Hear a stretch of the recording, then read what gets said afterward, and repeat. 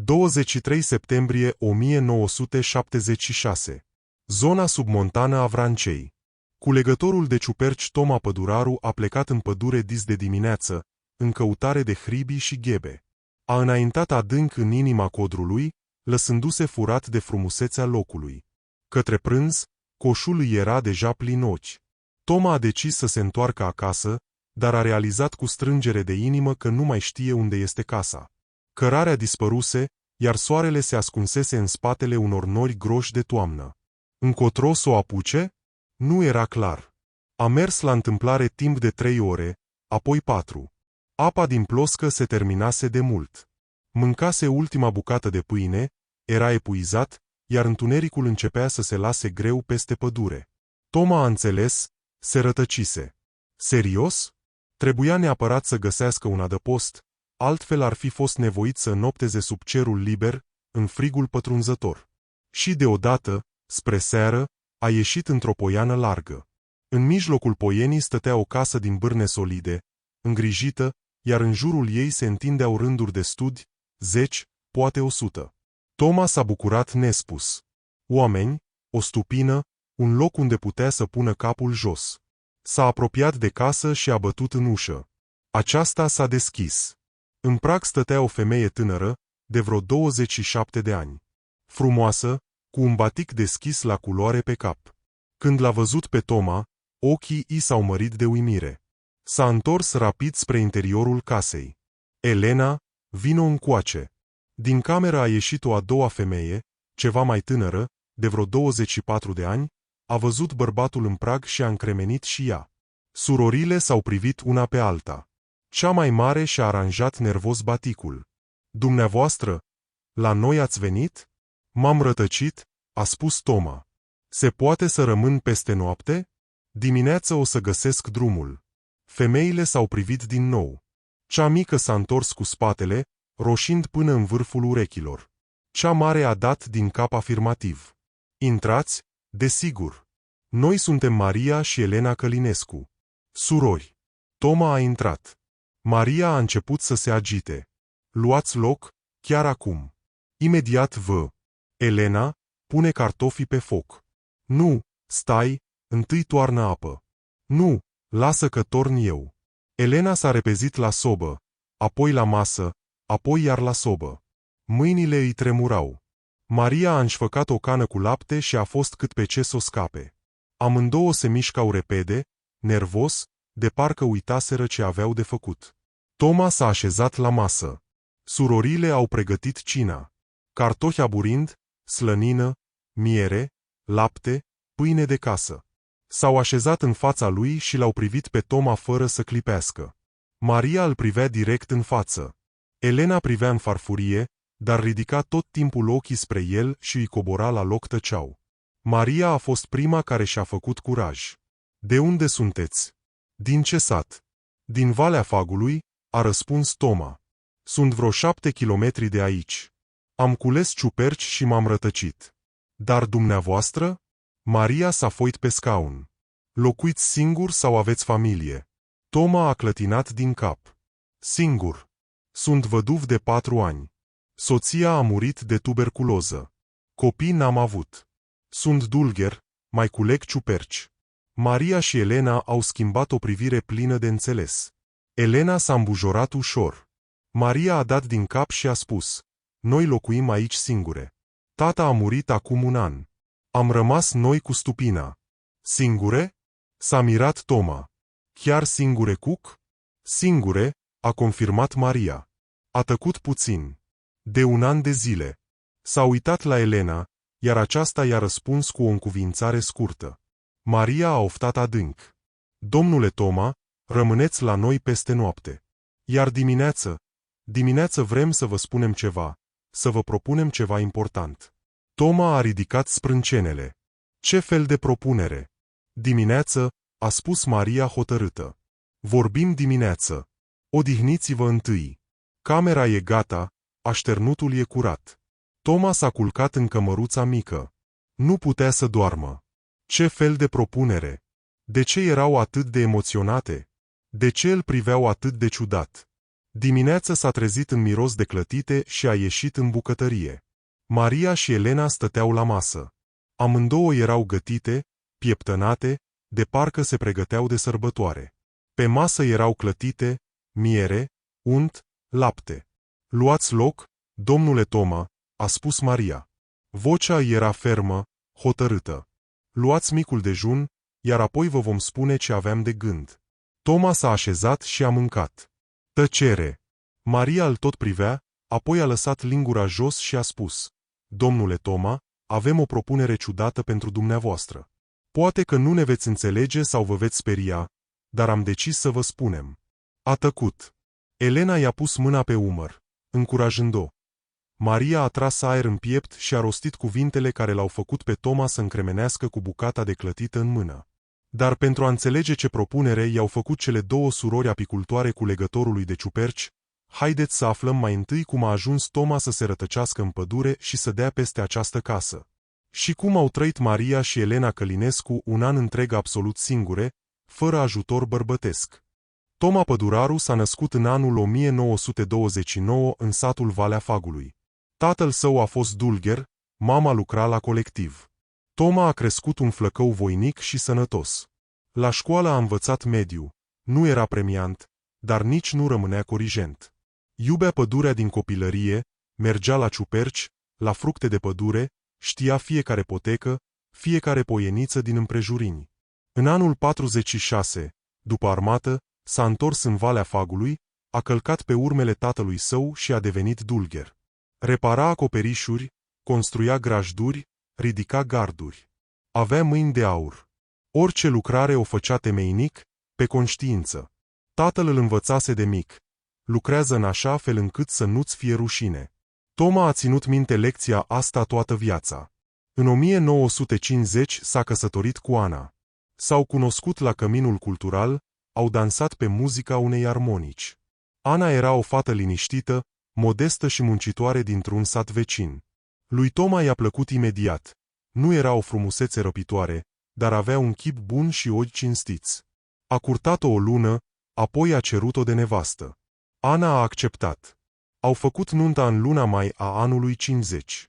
Au trăit bine, în pace. Copii n-au reușit să aibă. Ana sufera de boli femeiești. Au tratat-o și la spitalul raional, au dus-o și la o doftoroaie bătrână. N-a ajutat. Toma nu o supăra pentru asta. Îi spunea: nu-i nimic, o să trăim noi doi. Ana plângea uneori, îi părea rău că nu sunt copii. Toma o mângâia, o îmbrățișa. Seara stăteau la gura sobei și vorbeau. Ana împletea șosete și mănuși. Toma își repara uneltele sau pur și simplu privea în foc, gândindu-se la ale lui. Viața era liniștită, așezată, fără mari bucurii, dar și fără mari necazuri. Toma era mulțumit. Nevastă bună, de lucru avea, casa era caldă. Ce-i mai trebuia? În 1972 Ana s-a îmbolnăvit de tuberculoză. A început cu o tuse. Ușoară, nimic special. Apoi tusea s-a întețit, a început să slăbească, să se facă palidă. Au mers la spitalul raional. Medicul a ascultat-o, a clătinat din cap. Tuberculoză. Au tratat-o cum au putut. I-au dat pastile, i-au făcut injecții. N-a ajutat. Ana a murit în primăvara anului 72. Toma avea 43 de ani și a rămas singur. Primul an după moartea ei a fost cumplit de greu. Casa goală, o liniște de mormânt. Toma venea de la muncă. Nimeni nu-l întâmpina, nimeni nu-l întreba cum i-a fost ziua. Își gătea singur, de mântuială, mâncare fără gust. Mânca singur, în tăcere. Seara stătea singur la sobă, privea în foc și își amintea de Ana. Vecinii îl compătimeau, îl chemau în vizită, încercau să-l cupăleze cu vreo văduvă. El refuza, spunea: mulțumesc, o să mă obișnuiesc. Și s-a obișnuit. După un an a devenit mai ușor. Durerea s-a tocit, s-a retras undeva în adânc. Toma a continuat să trăiască, muncea, mergea în pădure. Îi plăcea să culeagă ciuperci. Asta îl liniștea, îi lua gândul de la tristețe. Știa toate locurile cu ciuperci din zonă mai bine decât oricine. Culegea hribii, ghebe, pitoance, le usca, le punea la saramură. O parte le vindea la piața din oraș. Avea nevoie de bani în plus. O parte le păstra pentru iarnă. Trăia modest, singuratic. Nu bea, nu i-a plăcut niciodată. Iar după moartea Anei, cu atât mai mult nu s-a apucat. Fuma puțin, își răsucea țigări, banii îi ajungeau, de lucru pentru un dulgher în sat se găsea mereu. Oamenii îl chemau să repare acoperișuri, să pună garduri, să ridice magazii. Toma lua puțin, muncea cinstit. Oamenii îl respectau pentru asta. Femeile îi mai băteau apropauri uneori. Măi, ar fi timpul să te însori din nou, nu ești moșneag încă. Toma avea 46 de ani, nu era tânăr, dar nici bătrân. Voinic, sănătos, nu bea, un partener bun. Dar Toma respingea astfel de discuții. Nu voia să-și facă o nouă familie. O ținea minte pe Ana, o iubea și acum. Și nici nu întâlnise pe cineva potrivit. Așa a trăit singur. Au trecut 4 ani de la moartea soției. Pe 23 septembrie, anul 76, Toma s-a trezit la ora 5 dimineața. S-a uitat pe fereastră, cerul era gri, înnorat, dar parcă nu ploua. Vreme bună pentru ciuperci. Trebuia să meargă, după ploile care căzuseră acum o săptămână. Ciupercile trebuiau să fie excelente. A luat micul dejun pe fugă. Cartofi cu slănină, pâine neagră, ceai fierbinte. Și-a pregătit echipamentul. Coșul mare împletit, plosca cu apă, briceagul, chibriturile într-o cutiuță de tablă, o bucată de pâine cu slănină pentru prânz.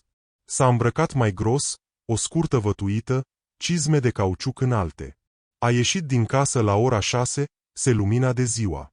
A pornit spre pădure pe cărarea știută, spre nordul satului, vreo 2 kilometri. Acolo erau locurile lui preferate. Pădure mixtă, mulți mesteceni, plopi tremurători, brazii.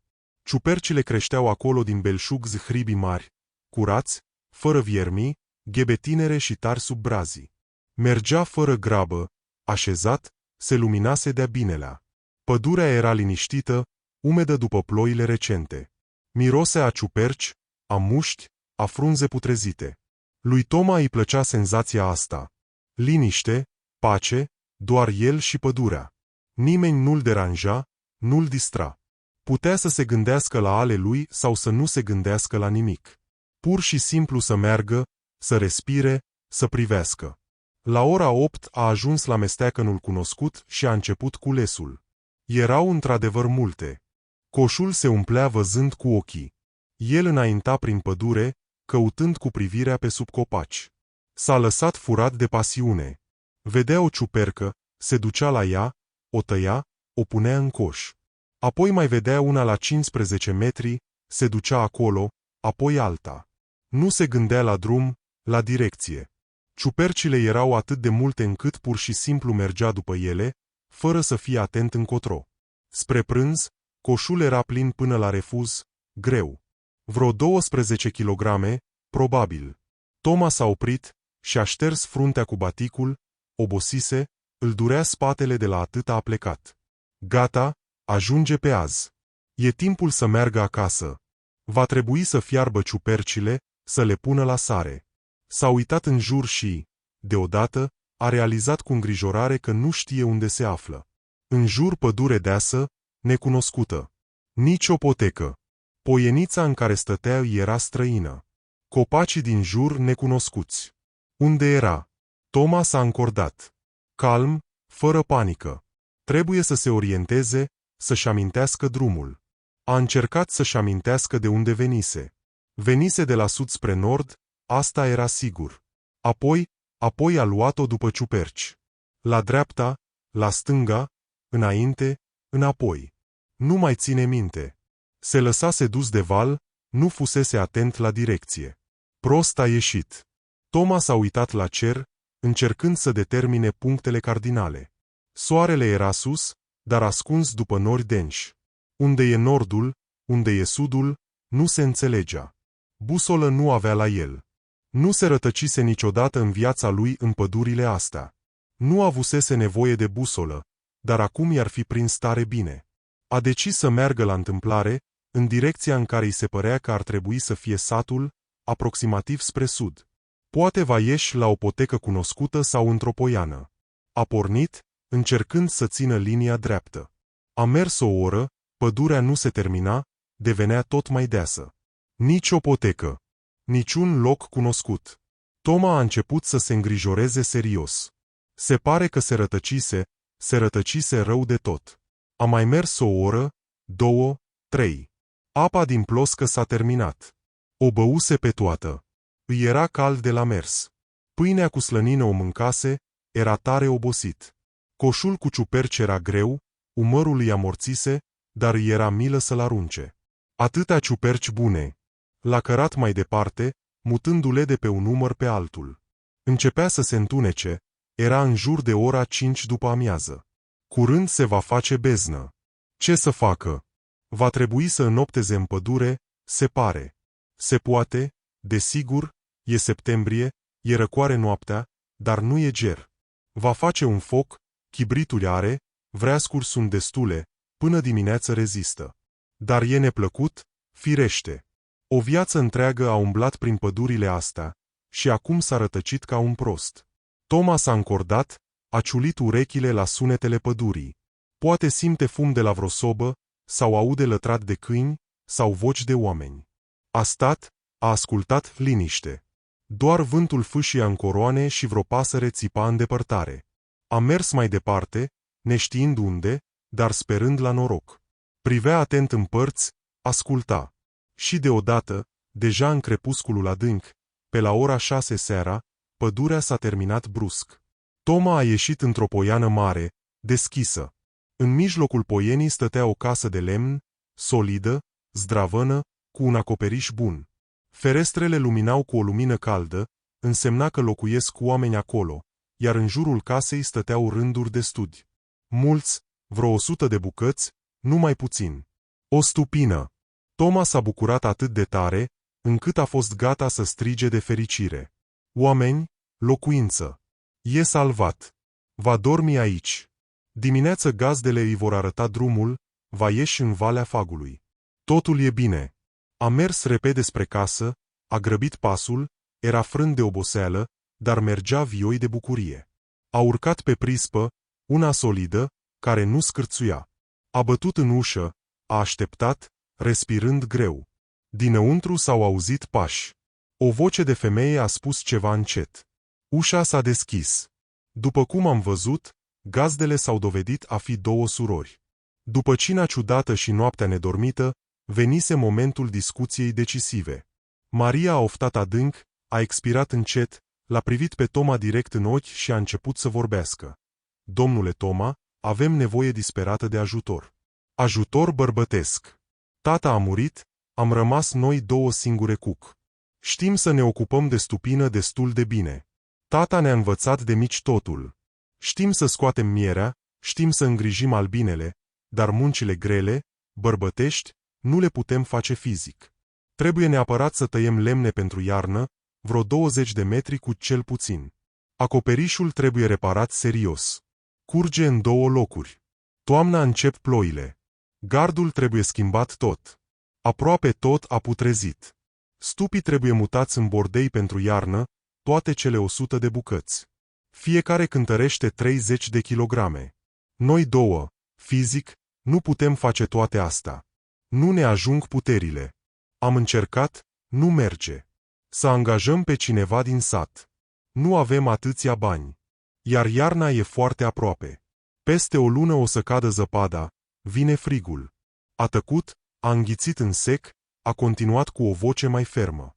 De aceea vă propunem următorul lucru. Rămâneți la noi pentru toamnă, pentru iarnă, până la primăvară. Ne ajutați cu toate muncile astea grele. Lemne, acoperiș, gard, studi, tot ce trebuie făcut. Noi o să vă hrănim bine. Pe cuvânt de onoare, știm să gătim. Cameră o să aveți a dumneavoastră, personală. Asta în care ați dormit. Soba noastră e caldă, lemne ajung pentru toată iarna. Și o să vă plătim cu bani. Nu mult, dar vă plătim vreo 300 de lei sigur.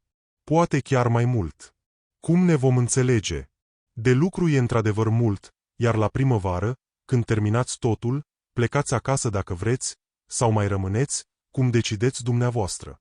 Dar acum avem mare nevoie de ajutorul dumneavoastră. Fără un bărbat noi pur și simplu nu supraviețuim aici. Toma stătea și procesa în tăcere cele auzite. Să rămână aici cu aceste două femei tinere toată iarna, până la primăvară? Tăcea, se gândea. Maria îi vedea îndoielile și entările pe față. A adăugat repede, grăbită. Domnule Toma, eu și sora mea suntem fete cum se cade, cinstite. Fiecare dintre noi trei va avea camera lui separată. Dumneavoastră în a dumneavoastră, noi fiecare în a ei. Nu vă propunem nimic indecent sau ciudat. E pur și simplu o propunere de afaceri cinstită. Muncă în schimbul banilor și al cazării. Avem mare nevoie de ajutorul unui bărbat puternic. Iar dumneavoastră, sunteți văduv, trăiți singur. În satul dumneavoastră iarna aproape că nu e de lucru pentru dulgheri. Corect? Iar aici aveți casă caldă, mâncare bună în fiecare zi, câștigați bani și faceți o faptă bună, ajutați două femei să supraviețuiască. Pe noi. V-am fi foarte recunoscătoare.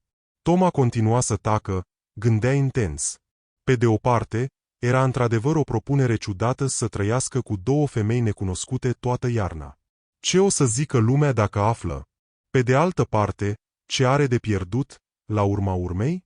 E într-adevăr singur cuc. În Valea Fagului nu-l așteaptă nimeni în mod deosebit.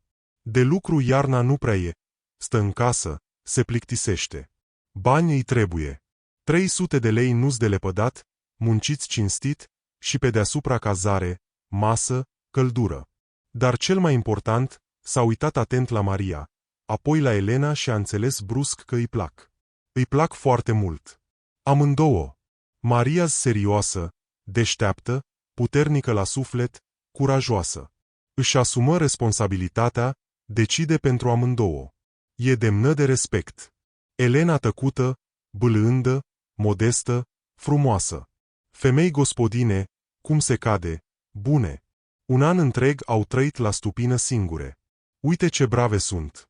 Și s-a mai gândit brusc, dar poate asta e soarta. Așa, s-a rătăcit întâmplător, le-a găsit întâmplător. Poate e un semn de sus? Poate e timpul să încerce să înceapă o viață nouă? A expirat încet, a dat din cap de câteva ori. Bine, sunt de acord. Rămân la voi până la primăvară. Vă ajut cu tot ce trebuie. Încercăm să trăim împreună. Maria a oftat cu atâta ușurare, încât Toma a auzit-o clar. Elena a ridicat brusc capul și a zâmbit larg. Pentru prima dată de când se cunoscuseră. Ochii i-au strălucit de bucurie. Ambele surori au început să vorbească deodată, întrerupându-se una pe alta. Vă mulțumim. Nu veți regreta, pe cuvânt. Suntem gospodine bune.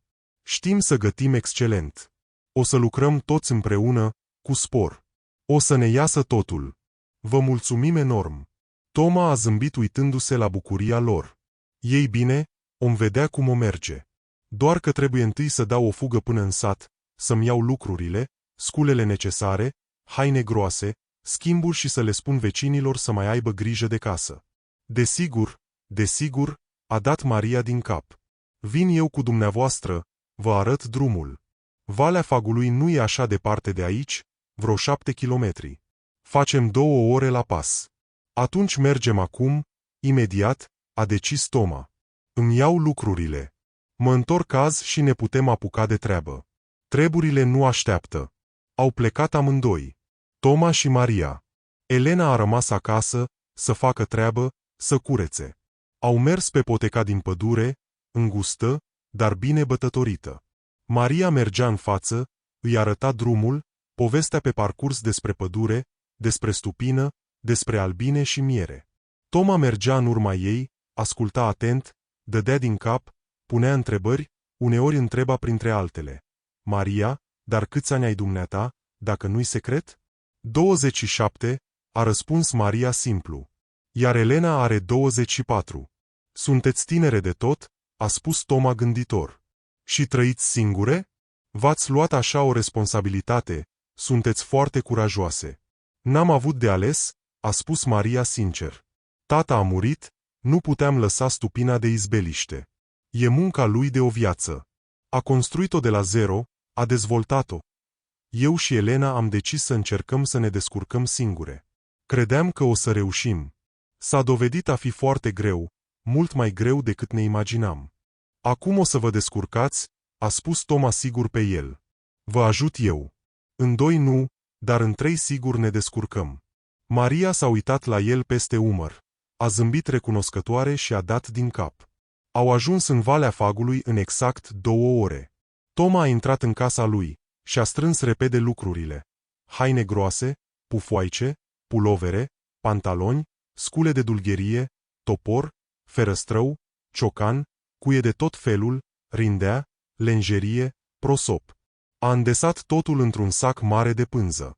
Vecinei i-a spus scurt: Tanti Duța, plec la muncă pentru câteva luni. Să mai ai grijă de casă, te rog, mai intră din când în când. Tanti Duța a fost de acord bucuroasă. Sigur că am grijă. Dar unde pleci, Tomiță? La o stupină. Mă duc să ajut niște oameni, a răspuns Toma evaziv. N-a vrut să dea detalii. De ce să facă vorbe prin sat? Tanti Duța a dat din cap, n-a mai întrebat. Nu era treaba ei unde pleacă omul. Toma și Maria s-au întors la stupină spre prânz. Elena i-a întâmpinat bucuroasă, zâmbind, pregătise un prânz bun. Ciorbă deasă cu carne, cartofi cu ciuperci, pâine proaspătă. Foarte gustos. După masă, Toma a spus pe un ton de afaceri. Ei, arătați-mi cu ce începem. Maria l-a dus să inspecteze gospodăria. I-a arătat copacii doborâți la 100 de metri de casă, mesteceni, plopii groși. Tata îi pregătise acum un an, dar n-a apucat să-i taie, a murit. Trunchiurile astea trebuie tăiate bucăți, apoi sparte. Ies vreo 20 de metri cui. Ajung pentru toată iarna. Toma a inspectat atent, a dat din cap. E clar. De lucru pentru vreo 10-12 zile, poate în 2 săptămâni termină. I-au arătat acoperișul. Au urcat în pod, au inspectat din interior. Da, scândurile au putrezit în 2 locuri. Trebuie schimbate neapărat, altfel ploaia o să treacă prin ele. Totul e clar. I-au arătat gardul din jurul stupinei. Într-adevăr, mulți pari putreziseră, lațurile se lăsaseră. Trebuie reparat. I-au arătat bordeiul de sub casă pentru iernatul albinelor. Acolo va trebui să mute toți cei 100 de stud când începe frigul adevărat. Toma a inspectat totul cu atenție, a calculat în minte volumul de muncă. Treabă de vreo 2-3 luni minim, nu mai puțin. Ei o să se descurce. Nu e prima dată. A început a doua zi, pe 25 septembrie. S-a trezit de vreme, la ora 6 dimineața, a mâncat bine. Terci de ovăz, lapte, pâine, miere. A luat toporul ascuțit, ferăstrăul, a mers la copacii doborâți, a început să taie trunchiurile în butuci de 1/2 de metru. Apoi îi spărgea cu toporul, muncea de dimineața până seara, cu pauze doar pentru masă și puțină odihnă. Maria și Elena îl hrăneau regește. Ciorbă, terci, cartofi, carne, lapte, miere. Îl hrăneau de 3 ori pe zi, mic dejun, prânz, cină. Toma avea putere destulă. Tăia lemnele cu siguranță, rapid, profesionist, știa meseria de mic. Seara venea în casă obosit, dar mulțumit de muncă. Cina împreună cu surorile, vorbeau pe îndelete. Maria povestea despre stupină, despre diferite albine, despre miere, despre florile melifere. Elena a început treptat să prindă curaj, a început și ea să povestească despre copilăria lor, despre tata, despre viața la stupină. Toma asculta atent, dădea din cap, uneori punea întrebări. Îi plăceau discuțiile astea de seară. Îi plăceau amândouă surorile, diferite, dar amândouă bune. A trecut o săptămână, apoi a doua. Toma muncea fără oprire, tăiase mai bine de 1/2 din lemne, le așeza cu grijă sub șopronul de lângă casă, în rânduri drepte, ca să se aerisească. Maria îi lăuda munca, Elena îl lăuda și ea. Toma se bucura sincer de laudele lor. Până la mijlocul lui octombrie lemnele au fost gata complet, toți cei 20 de metri cudi, așezați frumos sub șopron, uscate. Pentru toată iarna ajung sigur. Toma s-a apucat de reparat acoperișul. A urcat sus cu sculele, A inspectat locurile putrezite, a scos scândurile vechi, a pus cu grijă altele noi, tari, uscate, a lucrat mai gălos, fără grabă. Într-o săptămână acoperișul a fost gata, nu mai curgea nicăieri. Apoi s-a apucat de gard, schimba câte câțiva pari în fiecare zi, repara lațurile.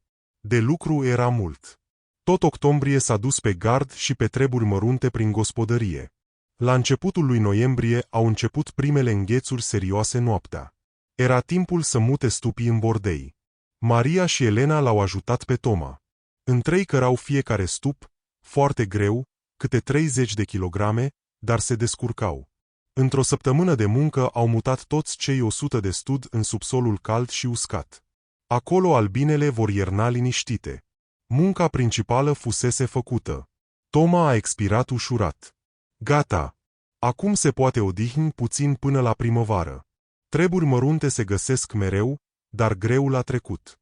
A venit frigul adevărat. La mijlocul lui noiembrie a căzut prima zăpadă.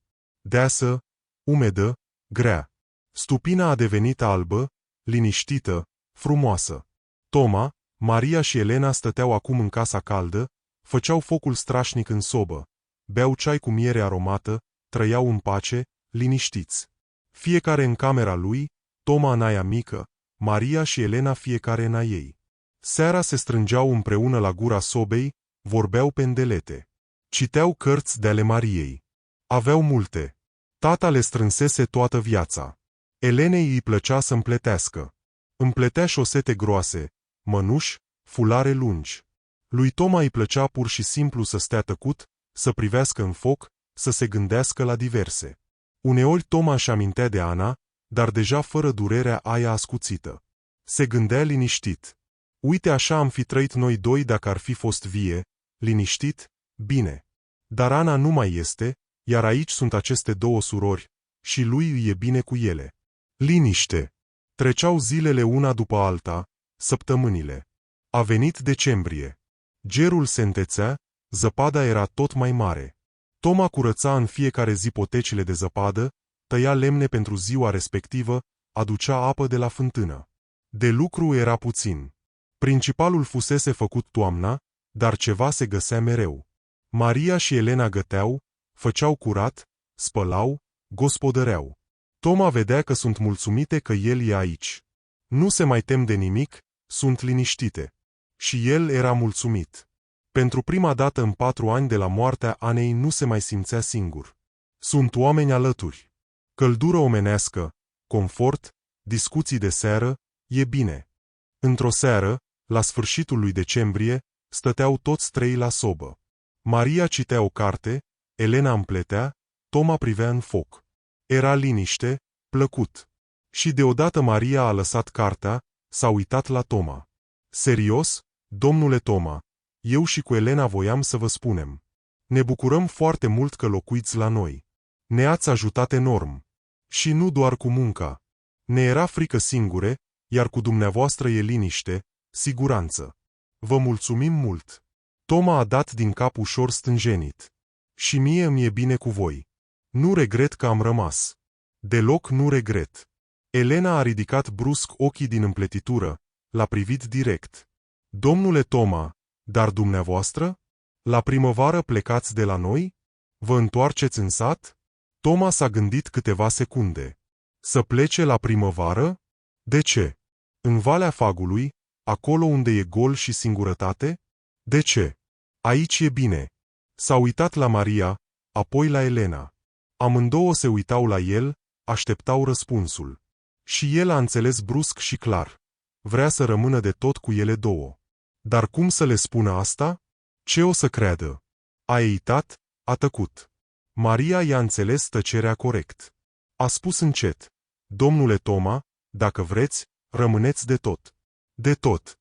Noi ne-am bucurat foarte mult, sincer. Toma s-a uitat la ea mirat. Dar ce o să zică lumea? Ce o să creadă? Un bărbat trăiește singur cu 2 femei tinere. Și ce ne pasă nouă ce zice sau ce crede lumea?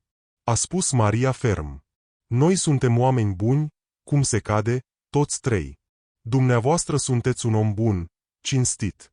Ne e bine împreună, și gata. Asta e suficient. Toma a dat din cap încet. S-a gândit, ea are perfectă dreptate.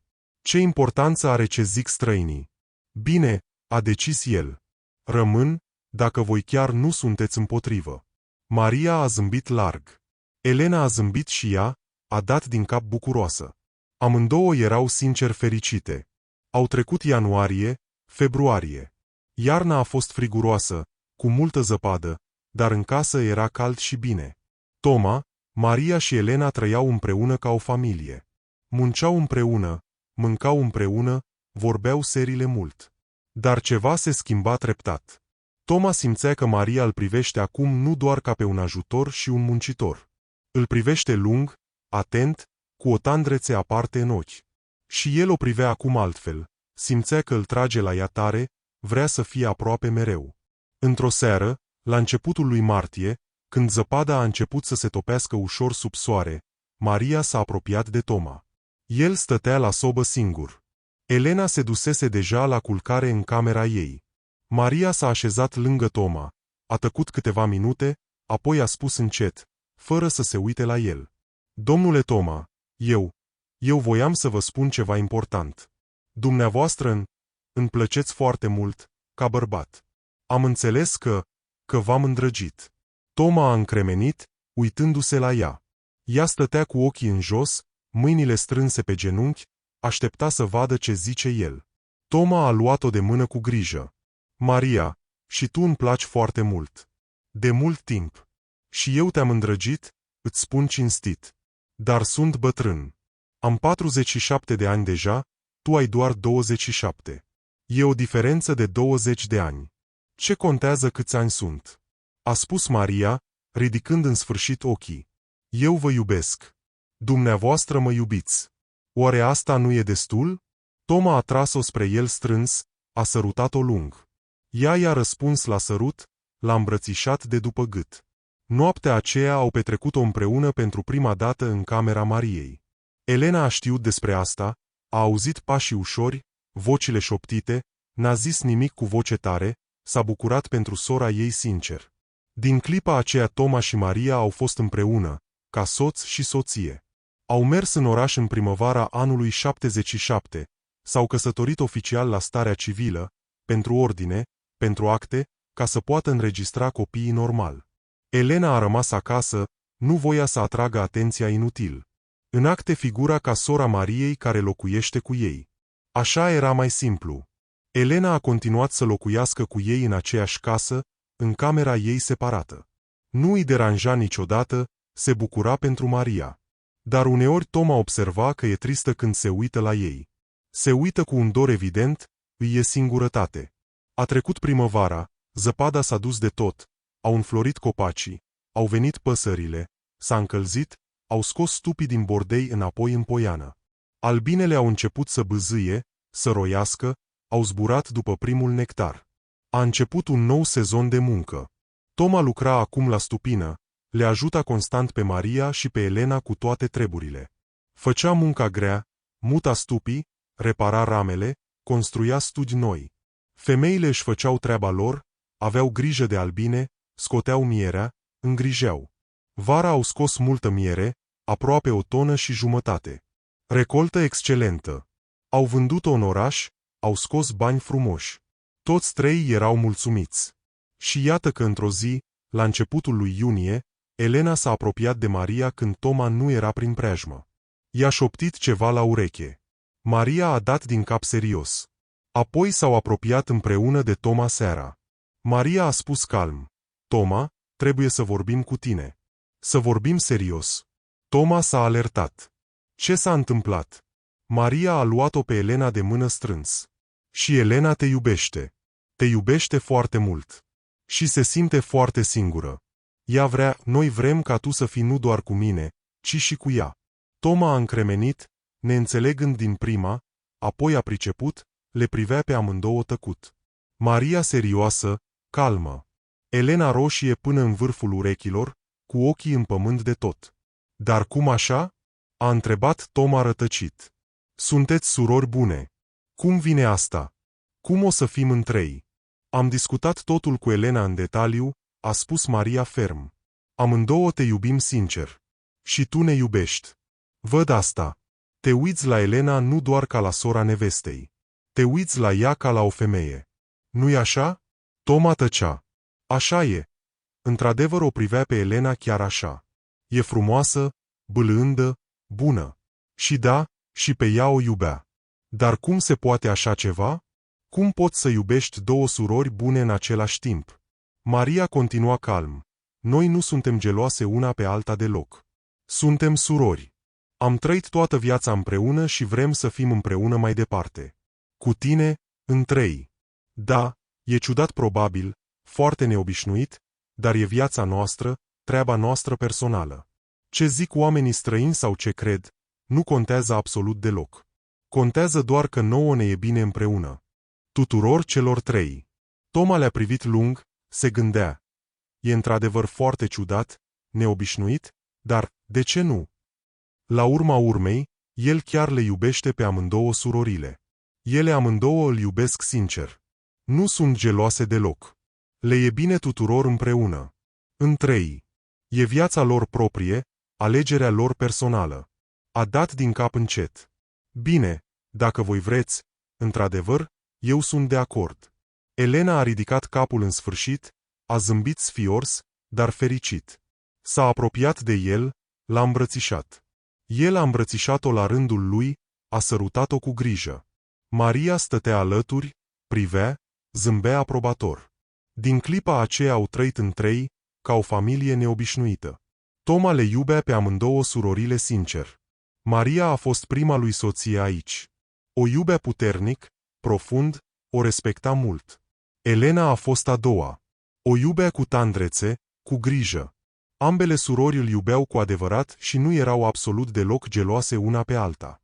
Trăiau în liniște, în pace, munceau la stupină cu spor. Primăvara și vara îngrijeau albinele, scoteau miere aromată. Toamna se pregăteau de iarnă temeinic, iarna se odihneau, stăteau la soba caldă. În august 1977 Maria a înțeles brusc că e însărcinată. Le-a spus lui Toma și Elenei imediat. Amândoi s-au bucurat nespus. Și Toma a fost fericit. Va fi un copil, primul din viața lui. În aprilie 78 Maria a născut. O fetiță sănătoasă, voinică. Nașterea a fost acasă. Elena a moșit-o. Avea ceva experiență de la tata. Fetița au numit-o Ecaterina. Cati.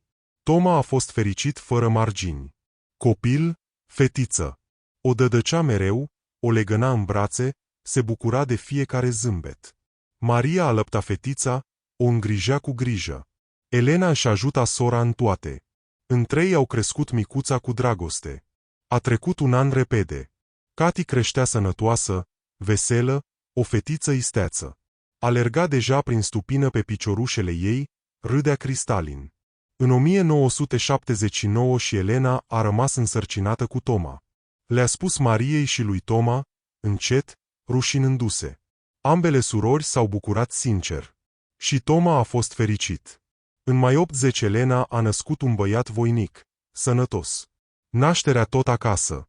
De data asta Maria a moșit-o cu pricepere. Băiatul l-au numit Petru, în cinstea bunicului Petre. Petruț. Acum în familie erau 5 persoane. Toma Păduraru, de 48 de ani, Maria Călinescu, 28 de ani, Elena Călinescu, 25 de ani, Cati de 1 an și jumătate și Petruț nou-născut. Trăiau toți împreună în armonie, munceau la stupină cu sârguință. Copiii creșteau sănătoși, fericiți, iubiți. Oamenii din satele apropiate știau că la stupină locuiește Toma cu 2 surori. Dar ce fel de relații au ei exact, nu știau sigur. Toma, Maria și Elena erau prudenți. De față cu străinii se purtau reținut, nu arătau nimic. Spuneau tuturor că Toma lucrează la ele, ajută contra cost. Oficial el era căsătorit cu Maria, iar Elena era considerată sora ei, ajutor. Că și Elena era soția lui neoficial, despre asta știau doar ei trei și tăceau. Dar de condamnat nu-i condamnau prea tare cu voce tare. Vremurile erau de așa natură. Rămăseseră multe văduve singure, mulți copii orfani. Iar aici măcar e o familie completă, fie ea și neobișnuită. Copii sunt, Tată este, asta e principalul. Toma și surorile trăiau liniștit, modest, nu deranjau pe nimeni intenționat. În sate mergeau rar, doar după strictul necesar, după alimente. Mierea lor excelentă o vindeau la oraș regulat. Câștigau bani suficienți, trăiau simplu, dar demn. Copiii creșteau repede. Cati a mers la școala primară din satul Podul Turcului. Acolo era școală de 4 clase. Învăța bine, silitoare. Petruț a mers și el apoi la aceeași școală. Și el învăța bine, străduitor. Treceau anii unul după altul.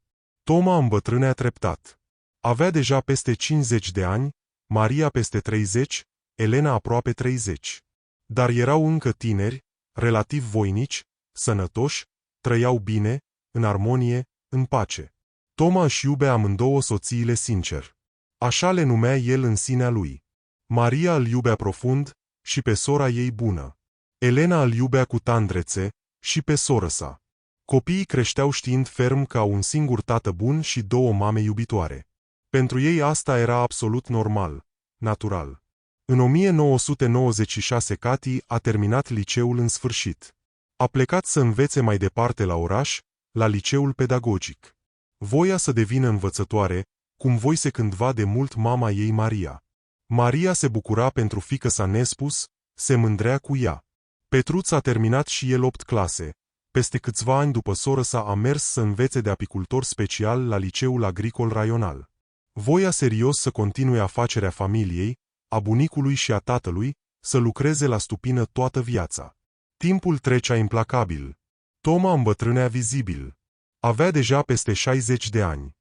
Să muncească fizic devenise vizibil mai greu.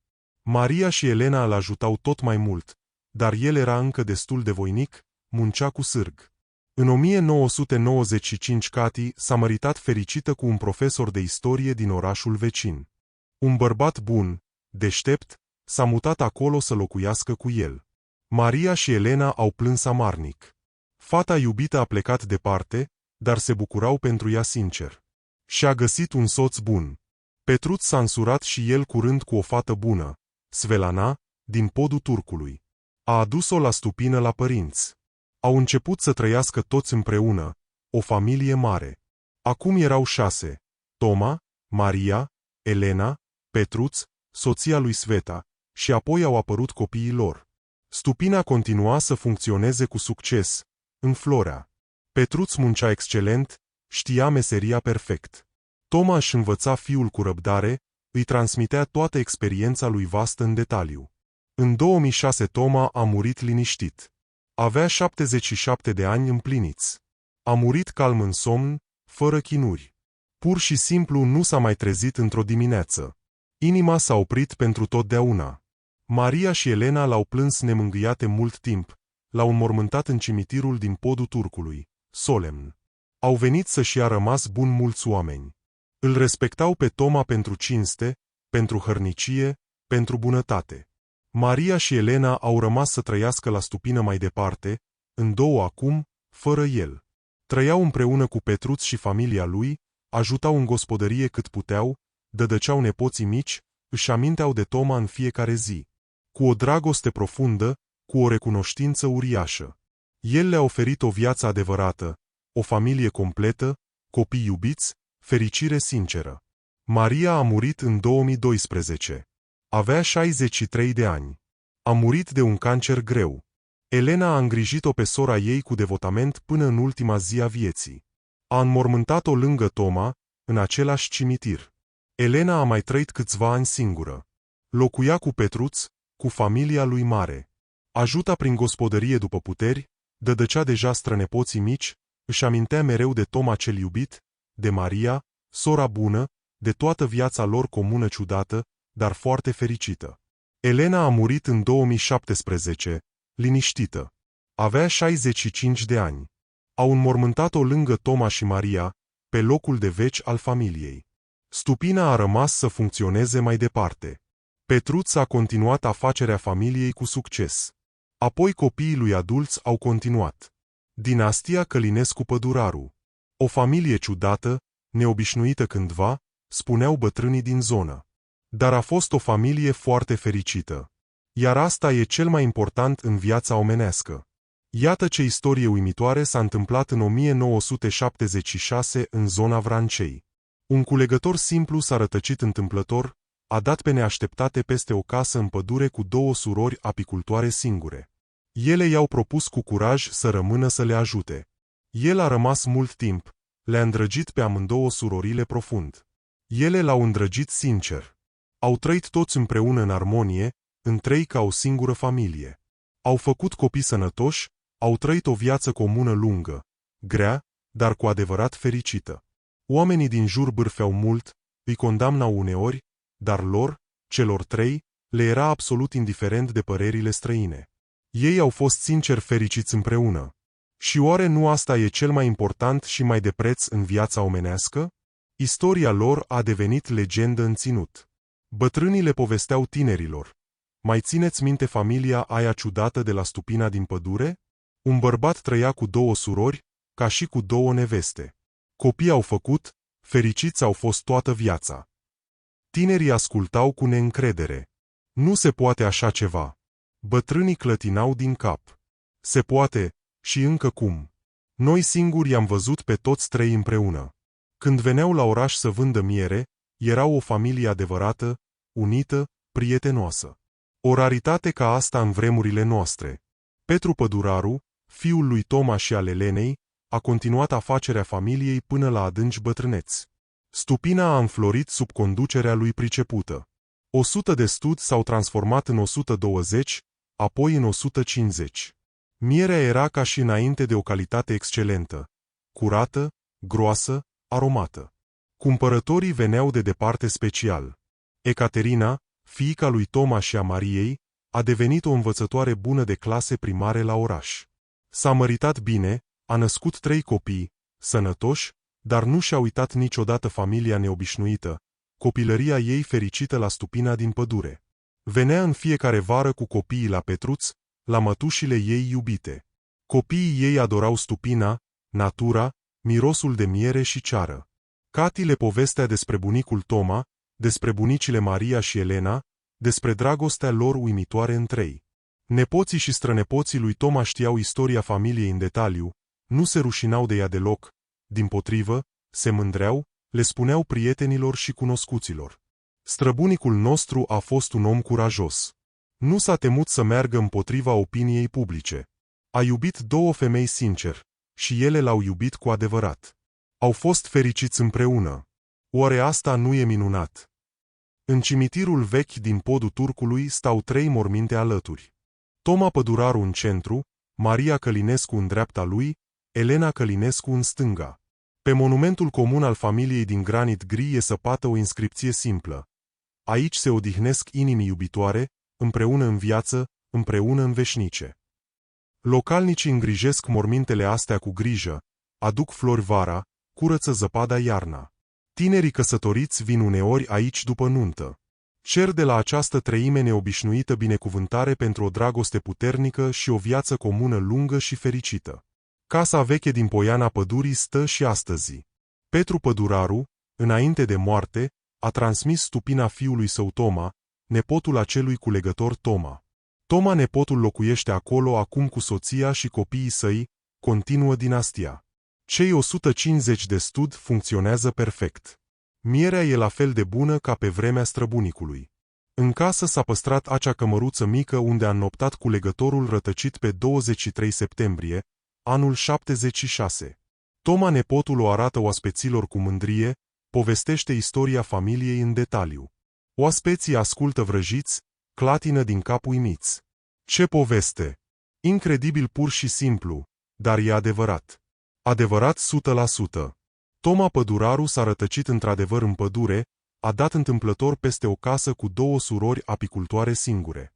Ele i-au propus să rămână. El a rămas, le-a îndrăgit pe amândouă. Ele l-au îndrăgit pe el, au trăit împreună o viață lungă, fericită, au făcut copii, au creat o familie trainică, neobișnuită, dar adevărată. Oamenii spun, e imposibil să iubești 2 persoane simultan cu adevărat. Toma, Maria și Elena au dovedit contrariul. Se poate, dacă dragostea e adevărată, sinceră, profundă, dacă nu există egoism, gelozie, posesivitate. Dacă există respect reciproc, încredere, grijă. Dacă oamenii sunt cu adevărat dragi unul altuia, istoria lor ne învață un lucru principal. Fericirea nu stă în respectarea normelor și convențiilor sociale. Fericirea stă în a fi cu cei pe care îi iubești cu adevărat. Să trăiești așa cum îți dictează inima, nu părerea altora. Să iubești sincer, să ai grijă necondiționat, să fii împreună, în ciuda a orice. Toma, Maria și Elena au fost fericiți, cu adevărat fericiți până în ultima zi a vieții lor comune lungi. Și oare nu asta e cel mai important? Oare nu pentru asta trăim cu toții pe acest pământ?